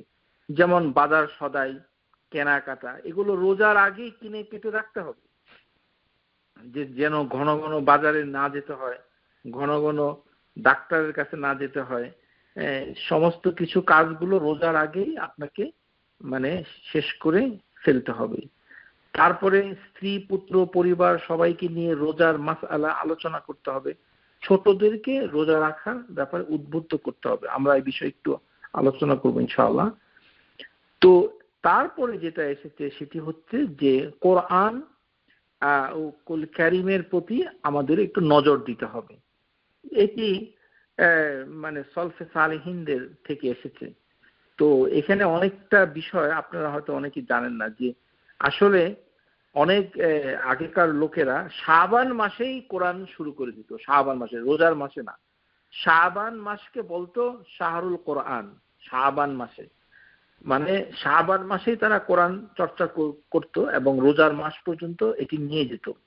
তার কোরআন চর্চা করতে গেলে আসলে 2 মাসের প্রয়োজন, সেটি আমরা জানতে পারি সলফে সালেহিনদের চর্চা থেকে। আল্লাহ সুবহানাহু ওয়া তাআলা যে সূরা বাকারায় যে আয়াত নাযিল করেছেন, যে শাহরুর রমাদান আল্লাযী উনজিলা ফীহিল কোরআন, যে এই মাসে আল্লাহ সুবহানাহু ওয়া তাআলা মানব জাতির হেদায়েতের উৎস এবং সত্য মিথ্যার পার্থক্যকারী কিতাব নাজিল করেছেন। তো এই মাসে যেহেতু নাজিল করেছেন, সুতরাং এই মাসে এটার চর্চা করাটা বেশি উপকারী বিলায় সবাই স্বীকার করেছে, এর ভিতরে কোনো মতভেদ নাই। তো এই মাসের সবগুলো কিতাবই রমজান মাসে নাজিল হয়েছে, মোটামুটি বোঝা যায়। যদিও আমরা পরিপূর্ণভাবে জানি না সব কিতাবগুলো এসেছে কিনা, তবে কিছু কিছু কিতাব এই মাসে নাজিল হয়েছে, সেগুলো আমরা সহিহ হাদিসের মাধ্যমে জানতে পারি। উনজিলাত সুহফ ইব্রাহিম আউয়ালা লাইলা মিন শাহরি রমাদান, ইব্রাহিম আলাইহিস সালামের সহিফাগুলো রমজান মাসের প্রথম রাতে নাজিল হয়েছে। ওয়া উনজিলাত তাওরাত লাইসাত লিসিত্তিন মুদ্দাত মিন রমাদান, রোজার মাসের 6ষ্ঠ দিনে তাওরাত নাজিল হয়েছে। ওয়া উনজিলা ইনজিল সালাসিল আশারা মুদ্দাত মিন রমাদান, রমজান মাসের 13তম দিনে ইনজিল নাজিল হয়েছে। ওয়া উনজিলা জাবুর লিসিমানিন আশারা খুল্লাত মিন রমাদান, রমজান মাসের 18তম দিনে জাবুর নাজিল হয়েছে। ওয়া উনজিলাল কোরআন লিল 40 খাল্লাত মিন রমাদান, রমজান মাসের 24তম দিনে কোরআন নাজিল হয়েছে। এই হাদিসটুকু শেখ আলবানী সিলসিলাতুল আহাদিস সহিহাতে সহিহ বলেছেন, হাদিস নাম্বার 1575। তো এই যে মাসে রোজার প্রথম রাত্রিতেই শয়তান এবং উদ্ধত জিনগুলোকে বন্দী করা হয়। ইযা কানা আউয়ালু লাইলাতিন ফি শাহরি রমাদান সুফিদাতিশ শায়াতিন ওয়া মারাদাতিল জিন, তাহলে শয়তানগুলোর ভিতরে যেগুলো খারাপ জিন, সব জিন না, তেমনি শয়তানগুলোর ভিতরে মারাদাতুল শায়তান। ওয়া গুল্লিকাত আবওয়াবুন নার ফালাম ইফতাহ মিনহাল বাব, জান্নাতের জাহান্নামের দরজাগুলোকে বন্ধ করে দেওয়া হয়, একটি দরজাও খোলা রাখা হয় না। অর্থাৎ জাহান্নামে যাওয়াটাই কঠিন হয়ে পড়ে মুসলমান ইমানদারদের জন্য, গুনার কাজগুলো যেন কমে যায়। আর জান্নাতের দরজাগুলো মানে খুলে দেওয়া হয়। ফুতিহাত আবওয়াবুল জান্নাহ ফালাম ইউগলাক মিনহা, একটি দরজাও বন্ধ হয় না, জান্নাতের দরজাগুলো খুলে। তার মানে এই নয় যে রোজার মাসে মারা গেলে মানুষ জান্নাতে চলে যাবে, এটার অর্থ নয়। আমরা সেটা আলোচনা করব ইনশাআল্লাহ ভবিষ্যতে। তো এবং এই মাসে অনেক মানুষ খারাপ কাজ গুনাহ কর্ম করে। এর কারণ হচ্ছে যে কিছু শয়তান যেগুলো মানে মানে যেগুলো উদ্ধত সেগুলোকে আল্লাহ সুবহানাহু ওয়া তাআলা বন্দী করে রাখেন। মুসাফফিদাত বিবাদা শায়াতিন ওয়া হুম মারাদাত। কিন্তু অনেক শয়তানি কাজ মানে সেগুলো থাকে। এর কারণ হিসেবে ইবনে হাজার আসকালানি রাহিমাহুল্লাহ তার কিতাব ফাতহুল বারীতে যেটা বলেছেন যে মানুষের অন্তর যেগুলো আগে থেকে কুলসিত, যে অন্তরটা মানে কুলসিত খারাপ, সেই অন্তরের কারণে, মেন্টালিটির কারণে, মনন মানসিকতা যেটা খারাপ, সেটার কারণে আপনি খারাপ কাজ করে থাকতে পারেন। সেটা শয়তানের কোনো ভূমিকা সেখানে নাই। কারণ নুফুসুস খবিসাত, তারপরে হচ্ছে কিছু হ্যাবিট, খারাপ অভ্যাস, আল আদাত কাবিহ, খারাপ অভ্যাস, এবং মানুষরূপী শয়তান, শয়তানুল ইনসিয়া, মানুষরূপী শয়তান থেকে সাবধান থাকতে হবে। মানুষরূপী শয়তান কারা? মানুষরূপী শয়তান কারা মানে হলো যে সকল মানুষ মানে দেখা যাচ্ছে যে খুবই আল্লাহ বিরোধী কথাবার্তা আপনার সামনে বলছে, মানে আল্লাহর আনুগত্যের বিরুদ্ধে চারিচা করছে ইত্যাদি। মানে ধরে নিতে হবে যে ওই লোকটি এই মুহূর্তে শয়তান তাকে আসর করেছে, প্রভাব বিস্তার করেছে, সেই জন্য সেগুলো করছে। তাহলে সেখান থেকে আপনাকে মানে দূরে চলে আসতে হবে। তো এই যে বিষয়গুলো রয়েছে, বাচ্চাদেরকে মানে রোজা রাখার প্রস্তুতি নিতে হবে, এটা খুবই গুরুত্বপূর্ণ। কারণ বাচ্চারা এই মাসে রোজা তাদের জন্য ফরজ হবে যখন তার বয়স 15 বছর হয়। এটি একটি প্যারামিটার। আরেকটি হচ্ছে যে বাচ্চা ছেলে যদি হয়, তার যখন নকটার্নাল ইমিশন হয়, অর্থাৎ তার যখন স্বপ্ন দোষ হবে, তখন সে বালেগ হয়েছে বলে ধরে নিতে হবে। অথবা তার দাড়ি অথবা গোফ সেখানে অথবা বগলের নিচে, নাভির নিচে যদি পশম গজিয়ে যায়, তখন তাকে বুঝতে হবে যে সে বালেগ হয়েছে, তখন তাকে রোজা অবশ্যই রাখতে হবে। তো সেটা খোঁজ নেওয়ার দায়িত্ব হচ্ছে অভিভাবকের। অভিভাবকরা সেটা এই জন্য মানে মানে আগে থেকে প্রশিক্ষণ দিলে সে যখন বালেগ হবে তখন পূর্ণ মাত্রায় সে রোজা রাখতে পারবে। এটি হচ্ছে মেয়েদের ক্ষেত্রে একই। প্রথম যে মিনারকি যেটা হয়, মাসিকটা হয়, প্রথম মাসিকের পরে মেয়েদের অনেক দিন পর্যন্ত আর মাসিক হয় না, এটাকে একটা গ্যাপ থাকে। কিন্তু ওই প্রথম যে মিনারকি, প্রথম মাসিকটা হলেই সে বালেগ হয়ে যায়। তার যদি ফিজিক্যাল কোনো সিমটম নাও থাকে তাতেও সে বালেগ হয়েছে। অথবা ফিজিক্যাল যদি কিছু না বোঝা যায়, তখন সেই ক্ষেত্রে শারীরিক বয়স 15 বছর হলে তার রোজা ফরজ হয়েছে, এটা বুঝতে হবে। এখন কিভাবে বাচ্চারা রোজা রাখবে? সাহাবীরা এই মানে আশুরা রোজার ক্ষেত্রে যেই চর্চাটা করতেন সেটি বুখারী মুসলিমে এসেছে, যে তারা বাচ্চাদেরকে খেলতে দিতেন। তারা বলছেন ফানাজআলু লাহুমুল লু'বা লু'বা মিনাল ইহিন, লু'বাতা মিনাল ইহিন, অর্থাৎ উলের তৈরি কিছু বল তারা বানিয়ে দিত, যেটা দিয়ে তারা খেলা করত। ফাইজা বাকা আহাদুহুম আলা তাআম, যখন বাচ্চা শিশুরা ক্ষুধার তাড়নায় কান্নাকাটি করত, আতাইনাহা ইয়াহু ইনদাল ইফতার, তখন তাদেরকে খেলনা দিয়ে ভুলিয়ে রাখতো, ইফতার পর্যন্ত তাদেরকে দূরে সরায় রাখতো। তো আমরা বর্তমানে যেটা করতে পারি, বাচ্চাদেরকে বলতে পারি যে তোমরা এই গেম খেলো, যে সকল গেমগুলো মোটামুটি ভালো, অশ্লীল জিনিসগুলো নাই, সেই গেমগুলো তারা খেলতে পারে, অথবা তারা বই পড়তে পারে, অথবা শিক্ষামূলক কোনো ভিডিও দেখতে পারে যেটাতে কোনো অশ্লীল জিনিস নাই, সেগুলো থেকে তাকে ডিস্ট্রাক্ট করতে মানে করে। সেটা বাচ্চাদের জন্য বিনোদনের একটি সুযোগ রয়েছে। তো বাচ্চাদের জন্য একটা বিনোদন প্রস্তুতির একটি অংশ যেটি সাহাবীরা করতেন তাদের বাচ্চাদের জন্য, সেটা আমরাও করতে পারি এবং সেভাবে তারা প্রস্তুতি নিবে। ওমর রাদিয়াল্লাহু তাআলা আনহু যখন কোনো মানুষকে শাস্তি দিতেন রোজা না রাখার জন্য, তখন তাদেরকে বলতেন যে যারা মানে মদ পান করে অথবা মানে খারাপ কাজ করে, ওয়াকালা ওমর রাদিয়াল্লাহু আনহু লিনাশওয়ানি আও শুকরান ফি রমাদান ওয়াইলাক সিবিয়ানুনা সিয়াম ফাদারাবাহু, যে তোমাদের ধ্বংস হোক, তোমরা কি দেখছো না আমাদের বাচ্চারা রোজা রাখতেছে আর তোমরা রোজা রাখো না। তো তিনি তিরস্কার করতেন।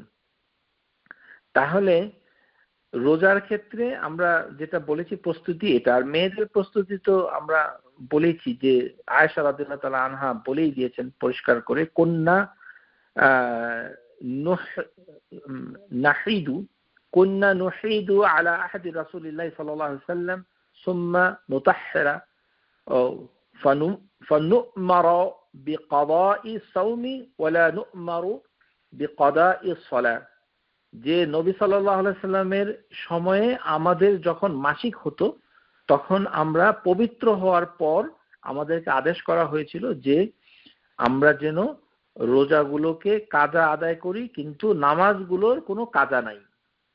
তার মানে মাসিক হওয়ার জন্য নামাজগুলো বাদ হয়ে যাবে, কিন্তু রোজাগুলোকে কাজা আদায় করতে হবে। এখন রোজা মানে হচ্ছে পানাহার এবং যৌন সম্পর্ক থেকে বিরত থাকা। এটি হচ্ছে একটি অত্যন্ত পরিষ্কার এবং সবার মানে আন্ডারস্ট্যান্ডিং এর ভিতরে আছে। তো এই কারণে যে সকল মহিলারা মাসিক হয় তারা আবার সারাদিন না খেয়ে থাকে, এইভাবে নিজেকে কষ্ট দেওয়ার কোনো অর্থ হয় না। আপনি খাবেন, যদি বাসায় বাচ্চা থাকে তাহলে বাচ্চাদের সামনে খাবেন না, কিন্তু স্বামীর সামনে খাবেন না অথবা অন্য প্রাপ্তবয়স্ক কারোর সামনে খাবেন না, এটা ঠিক না। খাবেন, এতে রোজার কোনো অপমান হয় না। কেননা আপনি রোজা রাখছেন সেটি তো আল্লাহ সুবহানাহু ওয়া তাআলা দেখছেন, আপনি যে রাখছেন না সুতরাং সেটাও আল্লাহ দেখছেন। সুতরাং আপনি ভান করতে পারবেন না, ভান করাটা নিষেধ। মান এখানে রাওয়াহু ইবনে মাসউদ রাদিয়াল্লাহু আনহু তিনি বলছেন قال من أقل أول النهار فليأكل آخره, যে দিনের শুরুতে খাবে সে শেষেও খাবে। হ্যাঁ, যে মানে যে মান জাযা লাহু ফিতরি আউয়াল আন-নাহার জাযা লাহু ফিতরি ফিল আখিরা, যে দিনের শুরুতে খেতে পারছে সে শেষেও খাবে, মানে তাকে কষ্ট করে না খেয়ে কষ্ট পেতে হবে না। এটা প্রক্সি রোজা রাখার কোনো সুযোগ নাই। There is no proxy Ramadan, you have to be real Ramadan. সুতরাং এটা পরিষ্কার হয়ে গেল। তারপরে হচ্ছে নিয়তের যে বিষয়টা রয়েছে, যে নিয়তটা আমরা কিভাবে করব। নিয়ত করার মানেটা হচ্ছে যে মনের সংকল্পটাই হচ্ছে নিয়াত। এটা আমাদের দেশে নিয়ত নিয়ে যে ধরনের মানে দুশ্চিন্তা রয়েছে আমাদের সমাজে, সেটা অত্যন্ত অমূলক, সহি জিনিসগুলোকে না জানার কারণে।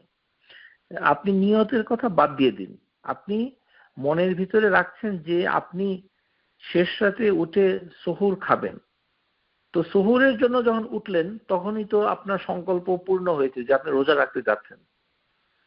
আর যদি রাতের বেলা এভাবে ঘুমিয়ে থাকেন যে আগামীকালকে রোজা রাখতেও পারি নাও রাখতে পারি, কিন্তু সকালবেলা ফজর হয়ে গেল তখন ঘুম থেকে উঠলেন, দেখলেন যে অনেকে রোজা শুরু করে দিয়েছে, তখন আপনি বলেন আমিও রোজা, না, এটা হবে না।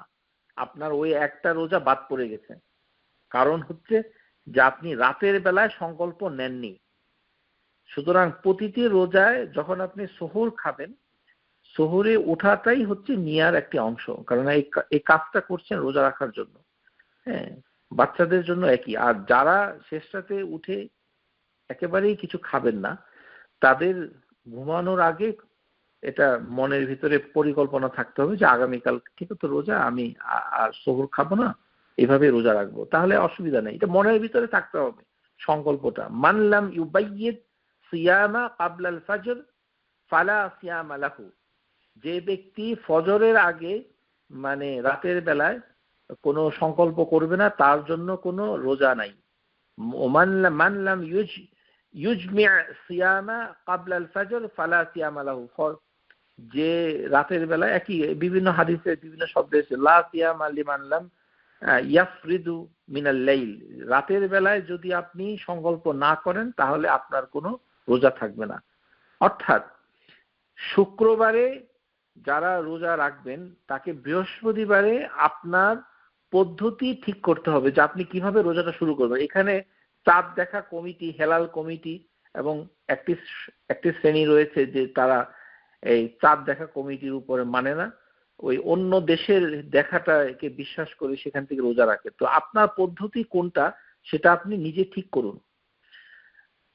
হ্যাঁ, আমরা যে পদ্ধতির কথাটা মানুষকে পরামর্শ দেই সেটি হচ্ছে যে পৃথিবীর কোনো দেশে কোনো মুসলিম সে যখন চাঁদ দেখে, রুইয়া হিলাল দেখে, এই দেখাটা খালি চোখে দেখতে পারে, চশমা দিয়ে দেখতে পারে, দূরবীন দিয়ে দেখতে পারে, টেলিস্কোপ দিয়ে দেখতে পারে, সেই দেখাটা দেখার মাধ্যমে, যন্ত্র দিয়ে দেখলেও সেটা দেখা, অ্যাস্ট্রোলজি না, অ্যাস্ট্রোনমি মানে গণনা ক্যালকুলেশন করে না, কিন্তু যন্ত্রের মাধ্যমে দেখা, সেই দেখাটা যদি দেখে, সেই সমাজে যদি দেখাটাকে সমর্থন করা হয়, সেই খবরটুকু আপনার কাছে যেভাবে আসুক, পত্রবাহক, পত্রিকা বাহক, ইন্টারনেট অথবা সোশ্যাল মিডিয়া অথবা টেলিফোনের মাধ্যমে, সেই খবরের উপর ভিত্তি করে পৃথিবীর যে দেশে প্রথম শুরু করবে সেই দেশের সাথে আমরা একসাথে রোজা রাখতে পারি। কেননা হাদিসের ভিতরে এসেছে, তিরমিজির হাদিসের ভিতরে, আস-সাওমু মা তাসুমুন, রোজা রাখো রোজাকারীদের সাথে, ওয়াল ফিতরু মা তুফতিরুন, রোজা ভেঙে ফেলো, মানে ঈদুল ফিতর করো যখন সবাই রোজা ভেঙে ফেলে, ওয়াল উদহিয়া মা মুদাহহিউন, যে যখন সবাই কোরবানি দেয় তো তাদের সাথে কোরবানি দাও। তাহলে পৃথিবীর কোন দেশে যদি রোজা রাখা শুরু করে তাহলে তাদের সাথে রোজা রাখা সহিহ হাদিস দ্বারা প্রমাণিত। তাহলে যারা আগে শুরু করবে তাদের সাথে আপনি শুরু করেন, তাহলে আপনি একটা সমূহ বিপদ থেকে বেঁচে যাচ্ছেন।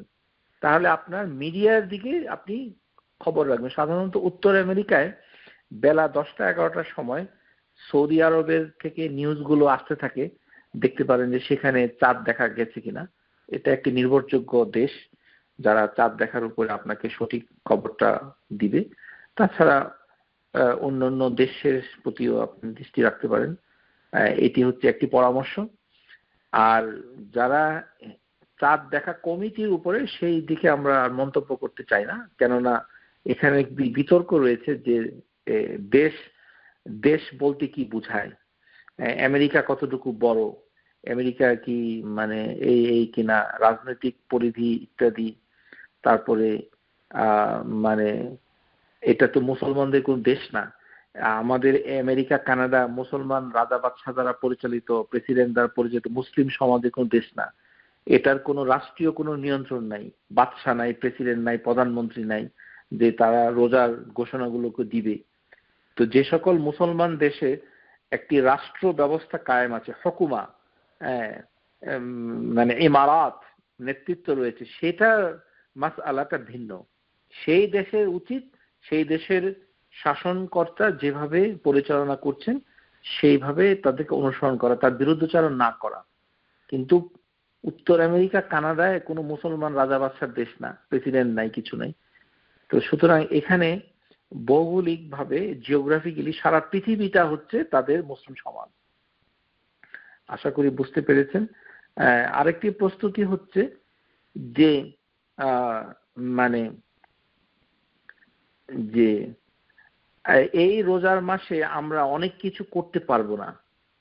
তো এর ভিতরে একটি হচ্ছে যে খতমুল কোরআন, যেটা আমরা শুনে থাকি তারাবির নামাজে, সেই তারাবির নামাজটা তো মসজিদে হতে পারবে না, তো এখন বাসায় নামাজ পড়তে হবে। তো সেক্ষেত্রে আপনার বাসায় কোনো হাফেজ নাই, তাহলে আপনি কিভাবে মানে এগুলো করতে পারবেন? তো সেই ক্ষেত্রে আপনি ইচ্ছা করলে কোরআন দেখে দেখে পড়তে পারেন, এতে কোনো সমস্যা নাই। কারণ হচ্ছে যে ইমাম আশ-শাফিঈ এন্ড আহমদ বিন হাম্বল তারা বলেছেন যাহাবু শাফিয়্যা ওয়াল হানাবিলিয়া ইলা জাওয়াজ আল কিরাআত মিন আল মুসহাফ ফি সালাহ, নামাজের ভিতরে দেখে কোরআন পড়াটাকে বৈধ বলেছেন। ওয়াল ইমাম আহমদ লা বাস আন ইউসাল্লিয়া বিন নাস আল কিয়াম ওয়া হুয়া ইয়ানজুরু ফিল মুসহাফ, যে তারাবির নামাজে যদি দেখে কোরআন পড়ে তাহলে কোনো সমস্যা নাই বলে ইমাম আহমদ বলেছেন। যে তখন তাকে প্রশ্ন করা হয়েছিল যে ফরজ নামাজের ক্ষেত্রে কি, তখন তিনি বলেছেন লা আসমাউ ফিহা শাইআ, আমি ফরজ নামাজ সম্পর্কে তেমন কিছু শুনি নাই। অর্থাৎ যে কোনো নামাজই যদি কারোর প্রয়োজন পড়ে সে দেখতে পারে, কিন্তু নামাজের খুশু' খুদু সেটা বিঘ্ন ঘটে যায়, এই কারণে এটি উত্তম কোনো পন্থা নয়। খুশু' খুদু, আপনাকে নামাজে কনসেন্ট্রেশন দিতে হবে, সুতরাং আপনি যদি পৃষ্ঠা উল্টাতে থাকেন তাহলে আপনার কনসেন্ট্রেশন নষ্ট হয়ে যেতে পারে। তাহলে কনসেন্ট্রেশনটাকে ঠিক রেখে একান্তভাবে যদি আপনি পড়তে পারেন তাহলে সেটি বৈধ রয়েছে। সুইলা যুহরি আন রাজুলুন কিরাআ ফি রমাদান মিনাল মুসহাফ, যে আল যুহরি মানে একজন মানে তাবেঈন আল কাবীর, মানে তিনি এক লোক সম্পর্কে তাকে জিজ্ঞাসা করা হয়েছিল যে রোজার মাসে সে দেখে কোরআন পড়ে। তখন তিনি বলেছিলেন কানা খিয়ারুনা ইয়াকরাউনা মিনাল ফিল মুসহাফ, যে আমাদের ভিতরে শ্রেষ্ঠ লোকরাই তো দেখে পড়ে। তখনকার দিনে শ্রেষ্ঠ লোকরা দেখেই পড়তো, সুতরাং এটা কোনো সমস্যা নাই। এবং আয়েশা রাদিয়াল্লাহু তাআলা আনহা একজন গোলাম ছিল, কানা লি আয়েশাতি রাদিয়াল্লাহু আনহা গোলামুন যাকওয়ান ইয়াউম্মুহা মিনাল মুসহাফ ফি রমাদান। বুখারীতে এসেছে যে ওনার দাস যাকওয়ান সে দেখে কোরআন পড়তো এবং নামাজে ইমামতি করত। তাহলে আমরা বুঝতে পারছি যে তারাবির নামাজ বাসায় পড়লে সেটা ছেলে ইমাম হবে, মেয়ে ইমাম হবে না। মেয়ে হাফিজা হলেও সেই ইমাম হতে পারবে না, কেননা আয়েশা রাদিয়াল্লাহু তাআলা আনহা তারাবির নামাজ পড়তেন হচ্ছে মানে তার গোলামের ইমামতিতে। আর যারা সবসময় ভালো কাজ যেটা করতেন সেটা যদি করোনার কারণে আপনি একান্তই করতে না পারেন, সেটা সওয়াব, সেটা আল্লাহ সুবহানাহু ওয়া তাআলা আল গানি, তার তিনি অভাব মুক্ত, তার রহমা ওয়াসিআত কুল্লি শাই, প্রত্যেকটা জিনিসকে ব্যক্ত করে রয়েছে, তিনি সেটা আপনাকে দিয়ে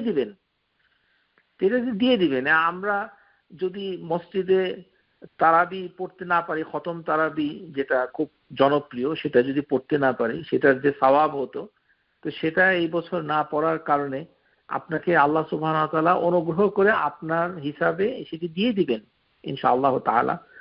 বুখারী হাদিস নাম্বার 2996, রাসূলুল্লাহ সাল্লাল্লাহু আলাইহি ওয়াসাল্লাম বলেছেন ইজা মারিদাল আবদু আও সাফারা কুতিবা লাহু মিসলু মা কানা ইয়ামালু মুকিমান সাহিহান।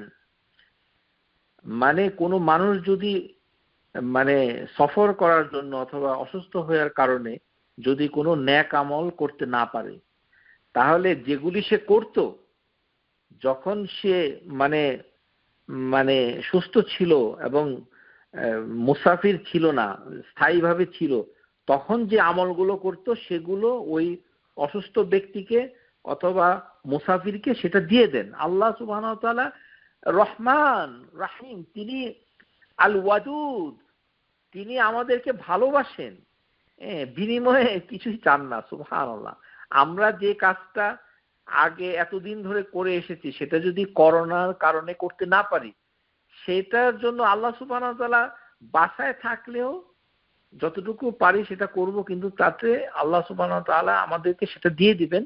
কেননা হাদিসের ভিতরে সেটা ইঙ্গিত এসেছে যে কেউ যদি অসুস্থ থাকে অথবা সফর করে, তাহলে যে আমলগুলো সে করত সে যদি সেটা না করতে পারে, তাহলে সেটাও তার সওয়াব তাকে দিয়ে দেওয়া হয়, রিওয়ার্ডটা দিয়ে দেওয়া হয়। কিন্তু মানে এটা হচ্ছে বেসিক জিনিস, কিন্তু তার মানে এই নয় যে সবকিছু রিওয়ার্ড আপনি পেয়ে যাবেন, এটা ঠিক নয়। যেমন একটি বিষয় একজনের প্রশ্ন করেছে যে ইতিকাফ করবে কিভাবে? সেটা তো মসজিদে গিয়ে করা সম্ভব না, কেননা মসজিদ তো বন্ধ। তো বাসায় ইতিকাফ করা যাবে কিনা? জি না, বাসায় ইতিকাফ করা যাবে না, কেননা বাসায় ইতিকাফ করার কোনো দলিল নেই। মেয়েদের জন্য, ছেলেদের জন্য দুটোই। এটাই হবে আমাদের আজকের অনুষ্ঠানের শেষের কথাগুলো। আমি মনোযোগ দিয়ে শুনুন যে বিভিন্ন কিতাবগুলোর ভিতরে এসেছে লা ইয়াসহুল ইতিকাফ ইল্লা ফিল মসজিদ, মসজিদ ছাড়া ইতিকাফ শুদ্ধ হবে না। লিকাউলিল্লাহি তাআলা, আল্লাহ সুবহানাহু ওয়া তাআলা বলেন সূরা বাকারা আয়াত নাম্বার 188 87, ওয়ালা তুবাশিরুহুন্না ওয়া আনতুম আকিফুনা ফিল মাসাজিদ, যে তোমরা যখন মসজিদে ইতিকাফ করো তখন তোমরা স্ত্রী সহবাস করো না। তাহলে স্ত্রী সহবাসটা মসজিদে করবে না যখন তোমরা ইতিকাফ করো, মানেটা কি? মানে স্বামী এবং স্ত্রী দুজনেই মসজিদের ভিতরে ইতিকাফে আছে, তখন তারা সহবাস করবেন। এটি আল্লাহ সুবহানাহু ওয়া তাআলা বলছেন। আল্লাহ সুবহানাহু ওয়া তাআলার কথা হচ্ছে আল হক। তো তিনি কি আমাদের সাথে কোনো মশকরা করছেন নাকি, যে মহিলা থাকবে মানে বাসায় আর আমি থাকবো পুরুষ হয়ে, স্বামী থাকবে হচ্ছে মসজিদে, তাহলে তারা সহবাস করবে কিভাবে? সেটা তো একটা অবাস্তব একটি চিত্রকল্প, যেটা মানে বলাই বাহুল্য। তো আল্লাহ সুবহানাহু ওয়া তাআলা কোরআনুল কারীমে বলেই দিয়েছেন যে ওয়ালা তুবাশিরুহুন্না ওয়া আনতুম আকিফুনা ফিল মাসাজিদ, যে তোমরা মসজিদে অবস্থান করার সময় পরস্পর সহবাস, স্ত্রী সহবাস করো না। ওয়া সিওয়াউন ফি যালিকা রাজুল ওয়াল মারআ, এবং সেটি মহিলা পুরুষের জন্য ইতিকাফ একই বিষয়। এই কথা বিভিন্ন স্কলাররা বলেছেন। ইবনে কুদামা তার মুগনি কিতাবের ভিতরে বলেছেন ওয়ালিল মারআতি আন তা'তাকিফা ফি কুল্লি মসজিদ, যে প্রত্যেকটি মহিলা মসজিদে গিয়ে ইতিকাফ করতে হবে। ওয়ালা ইউশতারাতু ইকামাতুল জামআ ফিহি, যে মসজিদে তাদের জামাত হয়, জামাতে নামাজ হয়, সেই মসজিদে গিয়ে পড়বে। লিআন্নাহা গায়রু ওয়াজিবাত আলাইহি, কিন্তু মহিলারা এটা করতেই হবে এমন কোনো কথা না, কিন্তু করতে পারে। বিহাযা ক্বালা শাফিঈ, ইমাম শাফিঈ বলেছেন ওয়ালাইসা লাহা ইতিকাফু ফিল বাইতিহা, বাড়িতে কোনো মহিলার ইতিকাফ হবে না, কারণ ওই যে আল্লাহ সুবহানাহু ওয়া তাআলা বলেছেন।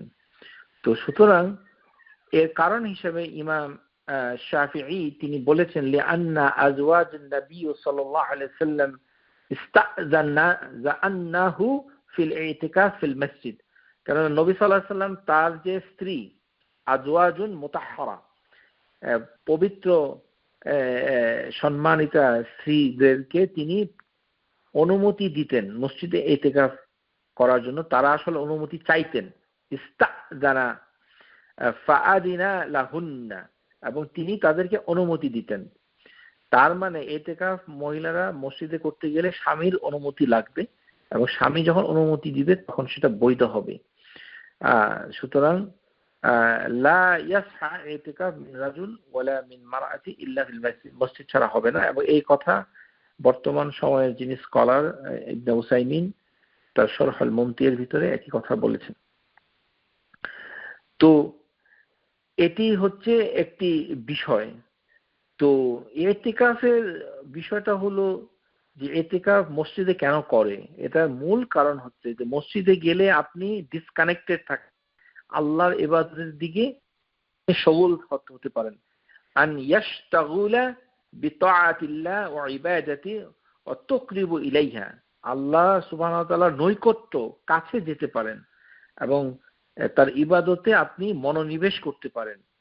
লিআন্না হাযা লুব্বু ইতিকাফুল মাকসুদ মিনহু, এবং এটি হচ্ছে এই ইতিকাফের মূল বিষয় এবং উদ্দেশ্য। এবং মসজিদ ছাড়া বিল মাসাজিদ, মসজিদ ছাড়া সেটা হবে না। তো এরকম একটা কাহিনী কিতাবের ভিতরে এসেছে যে এক মহিলা ইবনে আব্বাস রাদিয়াল্লাহু তাআলা আনহাকে রাদিয়াল্লাহু তাআলা আনহুমা তাকে জিজ্ঞাসা করেছিলেন যে এক মহিলা যে কি আমি আমার বাড়ির মসজিদে ইতিকাফ করব, লাম্মা ওয়ারাদা আন ইবনে আব্বাস রাদিয়াল্লাহু আনহুমা আন্নাহু সুইলা আন ইমরাআতিন জাআলাত আলাইহা, যে আমি মানত করেছি, নাযারাত মানত করেছি, আন তা'তাকিফা ফিল মসজিদি বাইতিহা। সুবহানাল্লাহ। মানে ওই মহিলার বাড়িতেই একটা মসজিদ আছে, বাড়ির ভিতরে একটা মসজিদ আছে। মানে বাড়ির ভিতরে মসজিদকে বলা হয় মসজিদ বাইতি হুকমি, মানে এটা নামে মসজিদ, মানে হাকিকি মসজিদ না, মানে বাস্তবে মসজিদ না, কিন্তু বাড়ির ভিতরে একটা জায়গায় মহিলারা নামাজ পড়ে। তো সেইখানে সে ইতিকাফ করবে। তো ইবনে আব্বাস উত্তর দিলেন, উত্তরটা শুনে রাখুন, খুবই গুরুত্বপূর্ণ উত্তর। তিনি উত্তর দিলেন, বিদআ, এটি বিদআ। ওয়া আবগাদুল আমালি ইলাল্লাহি বিদউ, যে আল্লাহ সুবহানাহু ওয়া তাআলার কাছে সবচেয়ে নিকৃষ্ট হচ্ছে বিদআ করা। বিদআ করা হচ্ছে সবচেয়ে নিকৃষ্ট। বর্তমানে আমরা দেখতে পাচ্ছি প্রচুর বিদআ চালু আছে।